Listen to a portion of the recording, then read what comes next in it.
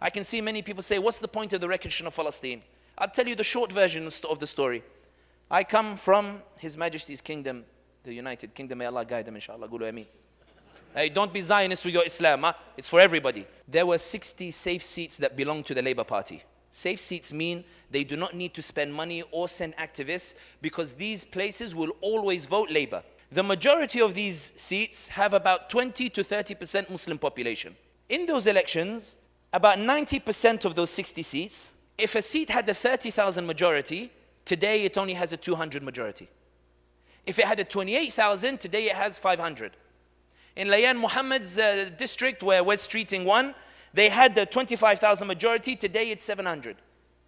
When Labour saw this, they said, okay, we got the lowest vote share of any winning party, 32%, but we got a rise of the far right, but the Muslims are angry and the anti-genociders are angry. Let's send out listening parties to East London Mosque and to these other places, and their job is just to listen to people, how angry they are. And they would go and the Muslim would say, how dare you, and how this, and he would say, it's really tough, yes, yes, etc. The tactic was, they'll get tired. They'll stop protesting because they'll say, what's the point? They'll stop boycotting because they'll say it's not making a difference.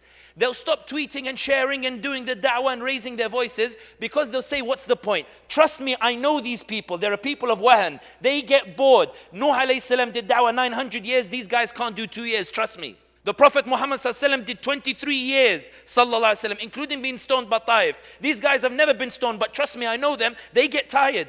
They go to 5 protests and say, enough, man, I'm not going no more. Labour expected to win seats. They ended up getting smashed. Not only did the far right win seats, but independent candidates won on the anti-genocide vote.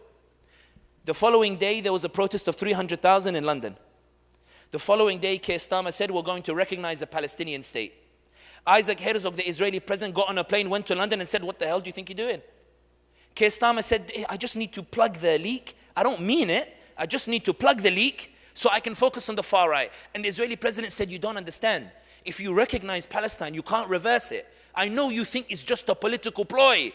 But if you do this, and they canceled the press conference between them. Isaac Herzog refused to appear next to him, and so he went home. The Zionist knows how big this is, because the Zionist knows that it's brought about by a grassroots movement. It's not brought about by billionaires or millionaires. It's not a $1 million campaign. وَلَا تَسْتَوِي الْحَسَنَةُ وَلَا السَّيِّئَةُ. You can spend millions on evil, but the good can break that evil propaganda for free. So much so that the government that supports genocide is forced to recognize Palestine, because when it looks at the $1 million lobby, it's worried about the grassroots moving for free.